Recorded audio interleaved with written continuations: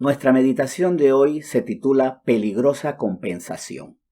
Les invito a que busquemos el libro de los Proverbios, el capítulo 28, y leamos el versículo 13. Allí en este versículo, Proverbios 28:13, vamos a ver cómo este título Peligrosa compensación nos habla de una actitud que podemos tener muy peligrosa. No solo los que compensamos, sino aquellos que también en un momento dado del otro lado podemos aceptar la compensación de otras personas, entendiendo que la compensación es el pago de algo a través de un sistema monetario o de otra acción. Por ejemplo, compenso la muerte de alguien con una indemnización, como se hace lamentablemente en la muerte de muchas personas, se indemniza, pero entendiendo que el dinero no es la vida de la persona. Con el dinero estoy compensando, estoy tratando de indemnizar, pero no puedo devolver la vida a la persona. La compensación en términos cristianos es pagar el fruto de un pecado con una buena obra que no es precisamente el arrepentimiento. Y para eso, como les había dicho en Proverbios 28:13 dice, el que encubre sus pecados no prosperará, mas el que los confiesa y se aparta alcanzará misericordia. La misericordia, tal como lo dice aquí Proverbios 28:13, se alcanza por medio de confesar que estoy mal y apartarme de eso que estoy haciendo mal. Lo contrario es encubrir el pecado y eso no nos lleva a prosperar, a ser felices, a tener mejor vida. Y nos lleva a no a ser felices, a que les vaya mejor a las personas que están a nuestro alrededor. Por eso, cuando una de las formas en que yo encubro el pecado y más bien no lo reconozco y no me aparto de ese pecado es empatando, haciendo obras compensatorias, estoy a la larga haciendo un gran mal. Y aquí la compensación es peligrosa porque primero impide al pecador que se aparte del mal porque no lo reconoce. Y también hay otra cosa muy peligrosa, puede también dañar el corazón del que recibe compensación. Aquí, por ejemplo, puedo poner varios ejemplos. El clásico, el primero que se me ocurre como el que salta a la vista.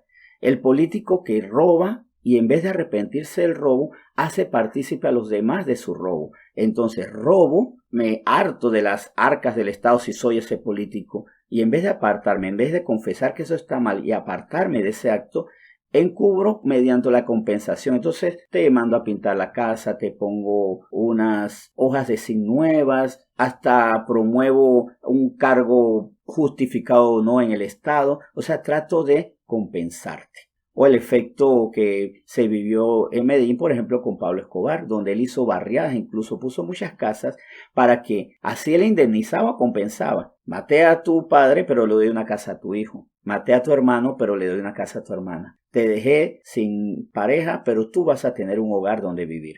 Por eso es muy peligrosa la compensación, porque no hace que la gente prospere, no hace que se arrepientan, no hace que se aparten, pero también termina corrompiendo, dañando el corazón de quien es compensado. Y vamos a llevarlo a casos más particulares. ¿Cuántas personas dicen, mi pareja me es infiel, pero me da tanto dinero, me da tantos recursos, me da tantas facilidades y sabes que yo lo acepto?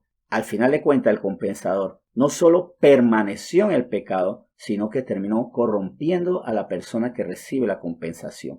Y también es lastimero porque no quiere decir que la persona que recibe la compensación sea un corrupto, sea una persona de bajos principios, sino a veces con el corazón en vilo, porque es muy triste cuando veo a una persona que peca y yo le amo y no cambia, pero más bien me compensa. Entonces no cambio, pero te doy abrazos, no cambio, pero te compro cosas, no cambio, pero te digo palabras bonitas. La persona sigue en ese pecado y el prójimo, por la necesidad de verlo bien, termina creyendo en la compensación y no en el arrepentimiento. Se satisface con eso. Es una forma en que la persona, muy consciente o no, está alegrándose. Porque hay personas que conscientemente dicen, yo sé que está mal, pero por lo menos tiene ternura, tiene detalles. O inconscientemente cree que esa ternura y esos detalles quitan el peso del pecado, pero de una u otra manera se termina también jugando con los sentimientos, con las esperanzas, el ánimo de esa persona que me ama y que necesita de mí una transformación.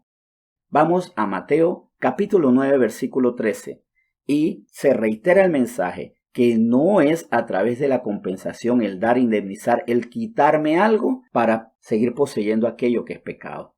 Más bien por misericordia, por comprender que estoy mal, me transformo. Dice así Mateo 9, versículo 13. Id pues y aprended lo que significa misericordia quiero y no sacrificio, porque no he venido a llamar a justos, sino a pecadores al arrepentimiento.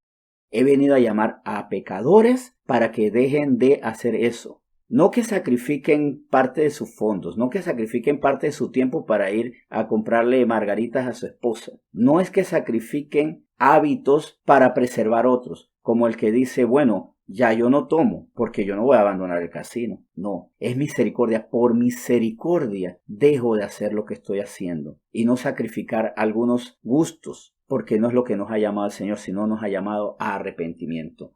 Para finalizar, para mí el caso increíblemente maravilloso y que siempre me va a conmover es el de Zaqueo y que aparece en Lucas 19.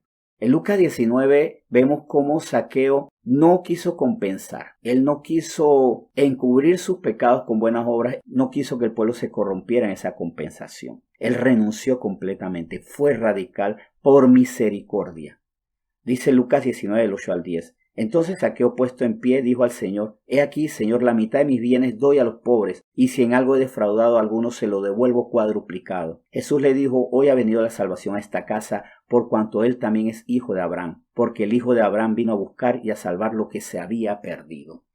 ¿Y por qué llegó la salvación a esa casa? Porque hubo un acto de fe en la palabra del Señor, en lo que él anunciaba. Recuerden que todos sabían que él anunciaba arrepentimiento. Deja de hacer eso que estás haciendo. Y él se acercó al Señor para mostrar que su arrepentimiento se manifestaba. Era real a través de despojarse de aquello que por su pecado él había obtenido. Ya yo no quiero esto, y sin algo defraudado, se lo devuelvo cuadruplicado. No voy a ser más tierno con la gente, no voy a saludarla mejor, no las voy a invitar a comer de vez en cuando. No, renuncio a mi pecado, devuelvo lo mal habido, devuelvo, me deshago, no voy a contar con el fruto de mi pecado y no voy a pecar más. Eso es un acto de amor, claro, y de fe absoluta, que ahí está lo correcto. Dice Joel 2.13, para que entonces cerremos, la siguiente instrucción, para que estemos claros que no podemos ser compensadores y también por amor al prójimo, al que nos compensa, decirle no quiero compensación tuya, porque el mismo Señor, nuestro Dios, no acepta compensaciones. Dice Joel 2, versículo 13, rasgad vuestro corazón y no vuestros vestidos, y convertíos a Jehová vuestro Dios, porque misericordioso es y clemente, tardo para la ira y grande misericordia y que se duele el castigo. Rasgad vuestro corazón y no vuestros vestidos. Deja de hacer eso que es un tesoro en tu corazón y no rasgues, no pierdas, no te despojes de algunas cositas, de tiempo, de detalles, de florecitas, de cajitas de bombones, de salidas a cenar, sino más bien, deshazte ya, es tiempo de deshacerte de ese pecado. Deja eso, no compenses, no corrompas, porque hasta en eso debo ser misericordioso. No corrompas a los tuyos con compensaciones. O no juegues con los sentimientos de esa buena madre, de ese buen hijo que llora porque su hijo, su madre, su tío, su pariente, su amigo, quien sea, está llorando, está sufriendo porque no deja de hacer y se alimenta de esas pequeñas compensaciones. Dejemos de jugar con los sentimientos de las personas a través de esas pequeñas compensaciones y también digámosle a esas personas que por pequeños gestos quieren alegrarme. Deja eso, ya no te lo voy a aceptar. No porque te tengo coraje, sino porque te tengo amor. No voy a aceptar esos detallitos que disfrazan, encubren tu pecado. Más bien, confiésalos y arrepiéntate, apártate de esos pecados. Pero una forma de decirle no a esa actitud es no aceptarte tus compensaciones. Por amor a ti debo hacerlo. Con esta meditación, esta reflexión, les invito a que oremos y demos gracias al Señor por lo que hoy nos ha enseñado.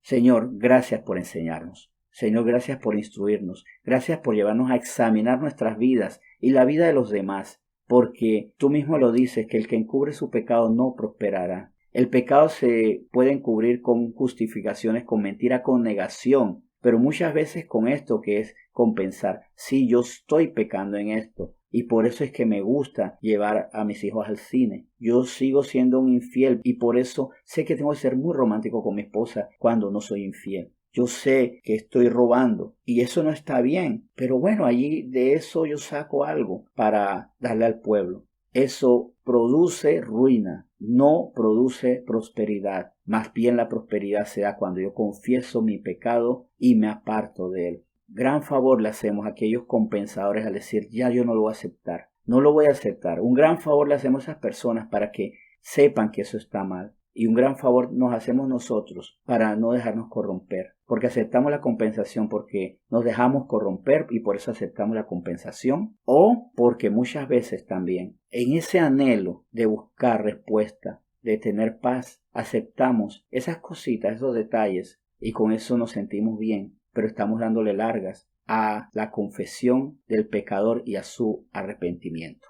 Gracias, Señor, por este tema de hoy. En nombre de Jesús, nuevamente, muchas gracias, muchas gracias, muchas gracias.